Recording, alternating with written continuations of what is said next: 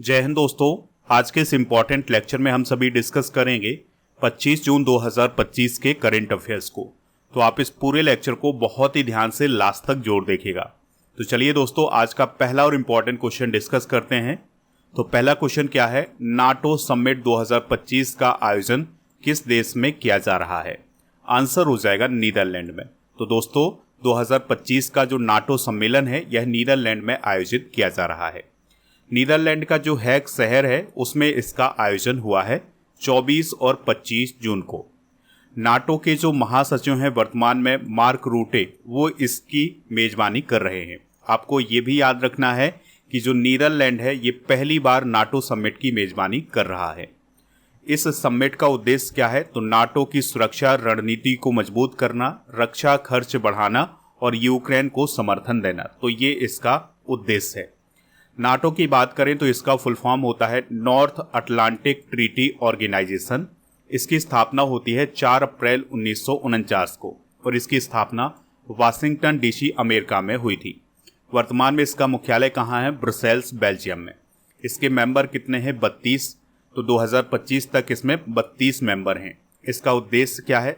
सामूहिक रक्षा, संकट प्रबंधन और सहयोगी सुरक्षा।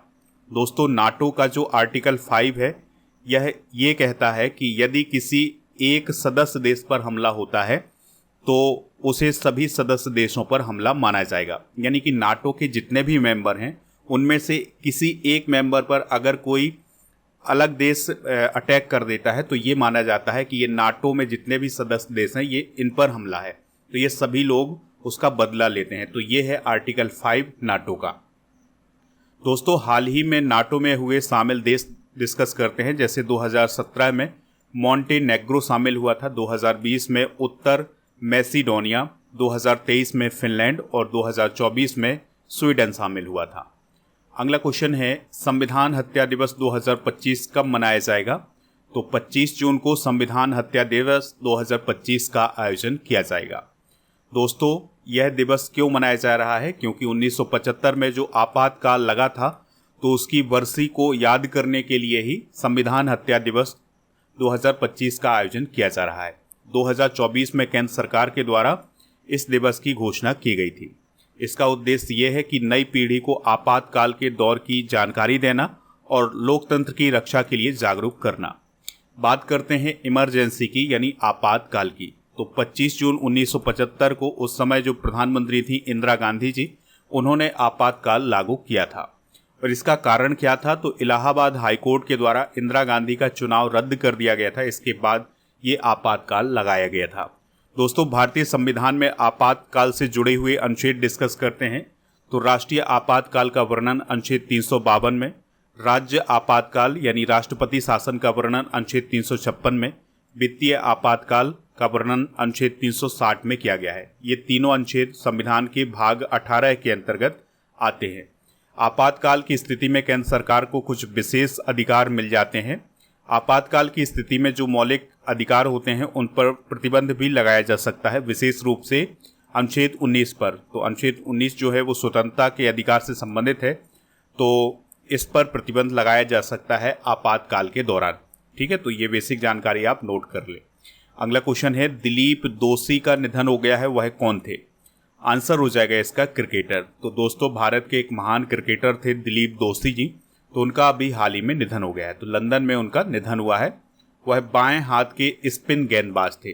1979 से लेकर के 1983 तक भारत के लिए उन्होंने 33 टेस्ट मैच खेले हैं और 15 वनडे मैच खेले हैं। हाल ही में हुए कुछ प्रमुख निधन डिस्कस करते हैं। जैसे ICAR के पूर्व प्रमुख डॉक्टर सुबन्ना अयप्पन का निधन हुआ है। अर्जेंटीना के फुटबॉलर लुइस गैल्वन का निधन हुआ है। भारत के प्रसिद्ध इतिहासकार MGS नारायणन का निधन हुआ है। इसरो के पूर्व अध्यक्ष कृष्णा स्वामी कस्तूरी रंगन का निधन हुआ है। ईसाइयों के धर्मगुरु पोप फ्रांसिस का निधन हुआ है। कथक नृत्यांगना कुमुदनी लाखिया का निधन हुआ है।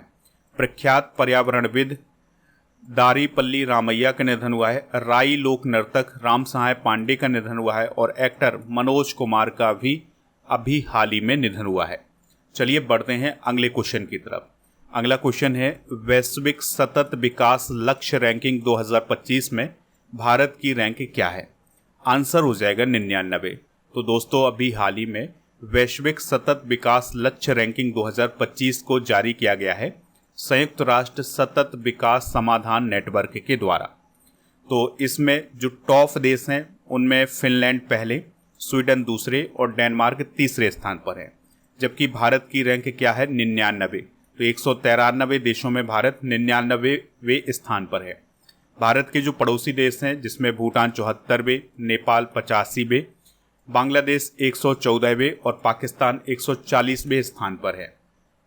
अब दोस्तों ये जो वैश्विक सतत विकास लक्ष्य रैंकिंग जारी की गई है इसमें क्या देखा जाता है, यानी कि किस आधार पर यह रैंकिंग जारी की जाती है? तो आपको याद रखना है कि 2015 में संयुक्त राष्ट्र के द्वारा 17 वैश्विक लक्ष्य रखे गए थे सभी देशों के लिए, यानी कि 17 लक्ष्य रखे गए थे सभी देशों के लिए जिनको अचीव करना हर देश का कर्तव्य है, चाहे वो अमीर हो चाहे गरीब हो, हर देश को वो लक्ष्य हासिल करने हैं। तो जो देश इन लक्ष्यों को हासिल करने में अच्छा प्रदर्शन करता है उनको उतनी ही अच्छी रैंकिंग मिलती है। जैसे फिनलैंड को पहला स्थान हासिल हुआ है, इसका मतलब ये हुआ कि फिनलैंड इन 17 लक्ष्यों को हासिल करने में बेहतरीन प्रदर्शन कर रहा है, जबकि भारत 99वें स्थान पर है। दोस्तों ये जो 17 वैश्विक लक्ष्य निर्धारित किए गए थे 2015 में, तो इसका उद्देश्य ये था कि 2030 तक दुनिया को बेहतर, सुरक्षित और न्यायपूर्ण बनाया जाए। अगला क्वेश्चन है, भारत केन्या संयुक्त स्मारक स्तंभ किस देश में स्थापित किया गया है? तो यह केन्या देश में ही स्थापित किया गया है। तो दोस्तों अभी इसका उद्घाटन किया गया है। तो इसका उद्घाटन किया है भारत के जो रक्षा राज्य मंत्री हैं संजय सेठ जी और केन्या की जो रक्षा मंत्री हैं उनके द्वारा इस भारत केन्या संयुक्त स्मारक स्तंभ का उद्घाटन किया गया है।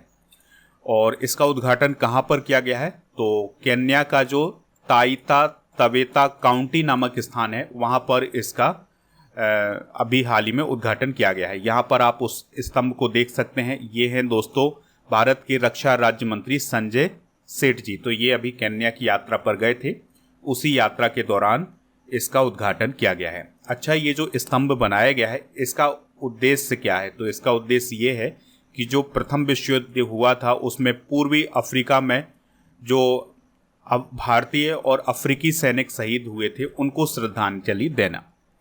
देखिए यहाँ पर प्रथम विश्व युद्ध की बात हुई है तो ये 1914 से लेकर 1918 तक चला था, यानी लगभग 4 साल 3 महीने तक चला था। और जो दूसरा विश्व युद्ध था ये 1939 से 1945 तक चला था, यानी लगभग 6 साल चला था। ठीक है, तो ये दोनों जानकारी आप नोट कर लें।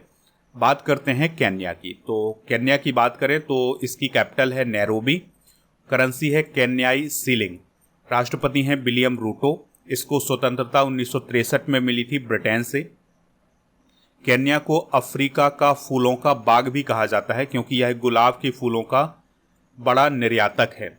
यहाँ प्लास्टिक बैग पर दुनिया का सबसे सख्त प्रतिबंध है, यानी कि यहाँ पर प्लास्टिक का उपयोग करना बहुत ही गैरकानूनी माना जाता है। अगर कोई प्लास्टिक का उपयोग करता है तो उसे जेल भी जाना पड़ सकता है, इतने कड़े कानून हैं यहाँ पर। देखिए आपको ये भी याद रखना है कि संयुक्त राष्ट्र पर्यावरण कार्यक्रम यानी UNEP का जो मुख्यालय है वो केन्या की राजधानी नैरोबी में है। ठीक है, तो ये कई बार एग्जाम में पूछा भी जाता है। अगला क्वेश्चन है, दुनिया की दूसरी सबसे बड़ी आरक्षित संपत्ति कौन बन गई है? आंसर हो जाएगा गोल्ड। तो देखिए दुनिया के देश अपने पास जो सुरक्षित धन जमा रखते हैं उसे आरक्षित संपत्ति या रिजर्व एसेट बोलते हैं। ठीक है, तो सोना अब यूरो को पीछे छोड़ करके दुनिया की दूसरी सबसे बड़ी आरक्षित संपत्ति बन गया है। तो अभी यूरोपीय सेंट्रल बैंक की एक रिपोर्ट जारी की गई थी, उसमें ये जानकारी निकल करके सामने आई है। तो देखिए जो दुनिया के देश हैं वो पहले नंबर पर रिजर्व एसेट के रूप में अमेरिकी डॉलर को रखते हैं, यानी 47% जो हैं वो आरक्षित संपत्ति के रूप में डॉलर रखते हैं। फिर इसके बाद सोना रखते हैं 19%, फिर तीसरे नंबर पर यूरो रखते हैं। चलिए कुछ प्रमुख देशों की करेंसी को डिस्कस कर लेते हैं। जैसे अमेरिका की जो करेंसी है वो है US डॉलर, यूके की पाउंड स्टर्लिंग और जापान की एन, चाइना की युआन, रसिया की रूबल, फ्रांस की यूरो, जर्मनी की यूरो, ऑस्ट्रेलिया की ऑस्ट्रेलियन डॉलर, सऊदी अरब की सऊदी रियाल और संयुक्त अरब अमीरात की जो करेंसी है वो है दिरहम। अब आपको कमेंट बॉक्स में ये बताना है कि भारत का जो पड़ोसी देश है बांग्लादेश, उसकी करेंसी क्या है। अगला क्वेश्चन है एशियाई पैरा बैडमिंटन चैंपियनशिप 2025 में भारत ने कितने मेडल जीते हैं। तो भारत ने 27 मेडल जीते हैं और इस चैंपियनशिप में ये भारत का सबसे बेहतरीन प्रदर्शन है अब तक का। तो ये जो एशियाई पैरा बैडमिंटन चैंपियनशिप 2025 है, इसका आयोजन बैंकॉक थाईलैंड में किया गया था 17 से 22 जून तक, और इसका आयोजन करवाया था बैडमिंटन वर्ल्ड फेडरेशन ने।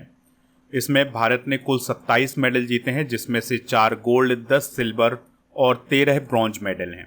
नीतीश कुमार ने अकेले ही 3 गोल्ड मेडल जीते हैं, ये भी बात आप याद रख सकते हैं। स्पोर्ट्स की बात हुई है तो चलिए कुछ important sports current affairs discuss करते हैं। तो जसप्रीत बुमराह सेना देशों में 150 टेस्ट विकेट लेने वाले पहले एशियाई गेंदबाज बने हैं। भारत ने 2025 विश्व पैरा एथलेटिक चैंपियनशिप के लिए शुभंकर लॉन्च किया है, जिसका नाम है विराज। कार्लोस अल्कराज ने क्वींस क्लब खिताब 2025 अभी हाल ही में जीता है। नीरज चोपड़ा ने 88.16 मीटर के थ्रो के साथ पेरिस डायमंड लीग 2025 जीती है। कुश मैनी पहली बार फार्मूला 2 रेस जीतने वाले भारतीय बने हैं और भारत ने सैफ अंडर 19 चैंपियनशिप का खिताब अभी हाल ही में जीता है। अगला क्वेश्चन है हाल ही में किशोरियों के लिए लॉन्च की गई नव्या योजना का मुख्य उद्देश्य क्या है। तो कौशल प्रशिक्षण प्रदान करना, यानी स्किल ट्रेनिंग प्रदान करने के लिए एक नई योजना शुरू की गई है केंद्र सरकार के द्वारा, जिसका नाम है नव्या योजना। तो इसका उद्घाटन हुआ है 24 जून 2025 को। तो उत्तर प्रदेश के सोनभद्र जिले से इसका उद्घाटन किया गया है, यानी इसकी शुरुआत सोनभद्र जिले से की गई है। इसका उद्देश्य क्या है, 16 से 18 साल की जो गर्ल्स हैं उनको गैर पारंपरिक क्षेत्रों में व्यावसायिक प्रशिक्षण देना, यानी कि जैसे drone operation, mobile repairing, solar panel installation, ये सभी ट्रेनिंग इसमें दी जाएगी। ठीक है, तो बच्चियों को ये ट्रेनिंग देने के लिए ये नव्या योजना शुरू की गई है। तो इसमें जो सहयोगी मंत्रालय है, इसमें महिला एवं बाल विकास मंत्रालय है, कौशल विकास एवं उद्यमिता मंत्रालय है केंद्र सरकार के, ये दोनों मंत्रालय मिलकर के इस योजना को चला रहे हैं। हाल ही में शुरू की गई केंद्र सरकार की कुछ प्रमुख योजनाएं डिस्कस करते हैं। जैसे आपको याद रखना है कि पीएम सूर्य घर मुफ्त बिजली योजना जो है वो 13 फरवरी 2024 को शुरू की गई थी। पीएम जनमन योजना 15 नवंबर 2023 को, पीएम विश्वकर्मा योजना 17 सितंबर 2023 को, मेरा बिल मेरा अधिकार योजना वित्त मंत्रालय की योजना है, ये 1 सितंबर 2023 को शुरू की गई थी। विवाद से विश्वास 2.0 योजना वित्त मंत्रालय के द्वारा 2 अगस्त 2023 को शुरू की गई थी। अमृत धरोहर योजना 5 जून 2023 को। 75/25 पहल स्वास्थ्य मंत्रालय के द्वारा 17 मई 2023 को। जल जन अभियान 16 फरवरी 2023 को। आरोग्य मैत्री 13 जनवरी 2023 को और प्रधानमंत्री गरीब कल्याण अन्न योजना 11 जनवरी 2023 को शुरू की गई है। अगला क्वेश्चन है कनिष्क बम विस्फोट की 40वीं बरसी का आयोजन किस देश में किया गया है। आंसर हो जाएगा इसका आयरलैंड। तो देखिए दोस्तों, आपको एक घटना याद रखनी है जो कि 23 जून 1985 को घटित हुई थी। तो इसमें क्या हुआ था कि जो एयर इंडिया की फ्लाइट थी 182, जिसे कनिष्क कहा जाता था, तो उसमें बम विस्फोट हुआ था जिसमें 329 लोग मारे गए थे, जिसमें 80 से अधिक बच्चे शामिल थे। तो इसी घटना की 40वीं बरसी अभी हाल ही में 23 जून 2025 को मनाई गई है और ये जो बरसी है ये आयरलैंड में मनाई गई है। और इस बरसी का जो आयोजन हुआ था उसके मुख्य अतिथि कौन थे, केंद्रीय मंत्री हरदीप सिंह पुरी जी। ठीक है, अब ये जो बम विस्फोट हुआ था कनिष्क में, ये हुआ था आयरलैंड के तट के पास अटलांटिक महासागर में। ठीक है, इसलिए इसका आयोजन आयरलैंड में किया जाता है। दोस्तों, हुआ क्या था कि ये जो फ्लाइट थी ये टोरंटो से, जो कि कनाडा में है, टोरंटो से आ रही थी ये दिल्ली, लेकिन इसे यूके और आयरलैंड यहाँ से होकर के आना था।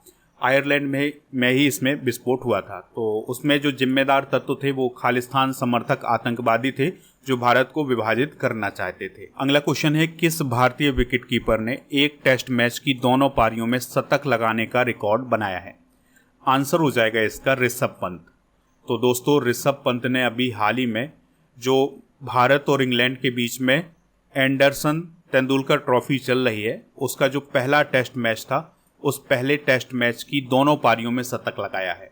तो वो ऐसा करने वाले पहले भारतीय विकेट कीपर बने हैं और दुनिया के दूसरे विकेट कीपर बने हैं। इससे पहले ये रिकॉर्ड था एंडी फ्लावर के नाम पर। ठीक है, तो दोस्तों ऋषभ पंत के बारे में आपको ज़रूर याद रखना है कि उन्होंने एक टेस्ट मैच की दोनों पारियों में शतक लगाने का रिकॉर्ड बनाया है।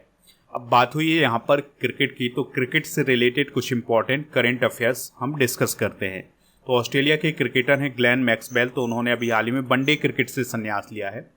रोहित शर्मा, विराट कोहली ने टेस्ट से संन्यास ले लिया है। England and Wales cricket board ने महिला क्रिकेट में ट्रांसजेंडर महिलाओं पर बैन लगाया है। 2026 के एशियन गेम्स में क्रिकेट को शामिल किया गया है। इसके अलावा 2028 के ओलंपिक में, जो कि लॉस एंजल्स में आयोजित किए जाएंगे, उसमें भी क्रिकेट को शामिल किया गया है। विराट कोहली T20 क्रिकेट में 13,000 रन बनाने वाले पहले इंडियन बने हैं। मोहसिन नकवी एशियाई क्रिकेट परिषद के अध्यक्ष अभी हाल ही में नियुक्त किए गए हैं। तो ये थे दोस्तों आज के करंट अफेयर्स के क्वेश्चन। आप स्टडी करके ऐप को इंस्टॉल कर लें, जिसका लिंक डिस्क्रिप्शन बॉक्स में दिया गया है। तो यहाँ पर आपको monthly current affairs, yearly current affairs, इन सभी की ई बुक मिल जाएगी। तो ये ई बुक आप प्राप्त कर सकते हैं। और ऐप पर आपको कोर्स एंड PDF वाले ऑप्शन पर राजा गुप्ता सर का जो अर्जुन GS फाउंडेशन बैच है ये मिल जाएगा। इस बैच को आप ज्वाइन कर लें। उसके लिए कूपन कोड यूज करना है उसके लिए कूपन कोड यूज करना है समर 600। ठीक है, तो आपको इसमें छूट भी मिल जाएगी। GK GS foundation complete online batch भी आपको ऐप पर मिल जाएगा आपके हर एक एग्जाम के लिए। चलिए कल के करंट अफेयर्स को एक बार रिवाइज कर लेते हैं।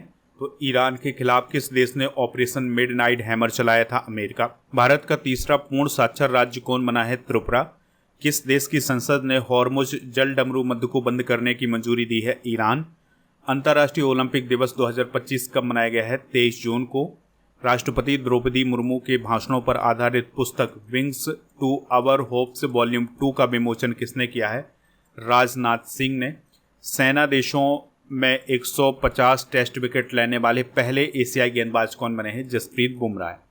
बौद्ध जिला किस राज्य में स्थित है जो पहली बार रेलवे नेटवर्क से जुड़ा है? ओडिशा। बिहार के मुख्यमंत्री नीतीश कुमार ने सामाजिक सुरक्षा पेंशन योजना को कितने गुना बढ़ाया है? 3 गुना। केंद्रीय गृह मंत्री अमित शाह ने राष्ट्रीय फॉरेंसिक विज्ञान विश्वविद्यालय की आधारशिला कहाँ रखी है? नवा रायपुर में। उत्तर प्रदेश के CM योगी आदित्यनाथ ने Gorakhpur link rail express way का उद्घाटन कहाँ किया है? आज।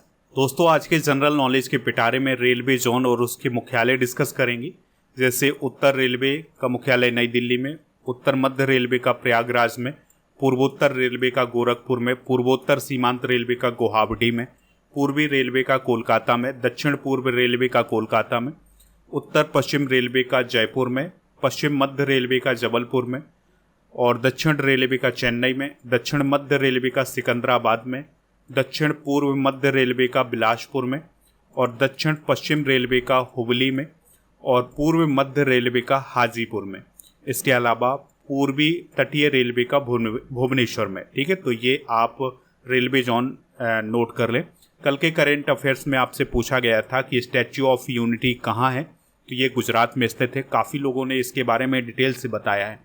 तो आपसे जो क्वेश्चन पूछा जाए उसका अगर आप डिटेल से बताते हैं तो आपको भी याद रहा आता है बहुत दिनों तक। जैसे आज का क्वेश्चन है जलियांवाला बाग हत्याकांड कब हुआ था? तो जो भी इसका राइट आंसर हो कमेंट बॉक्स में आप ज़रूर बताएं, और इसके बारे में आप जितनी भी जानकारी जानते हैं वो आप कमेंट बॉक्स में बता सकते हैं। आप स्टडी करके ऐप को इंस्टॉल करेंगे तो यहाँ पर आपको yearly current affairs, monthly current affairs, half yearly current affairs, GK GS की ये सभी ई बुक मिल जाएंगी, तो इनको प्राप्त कर सकते हैं।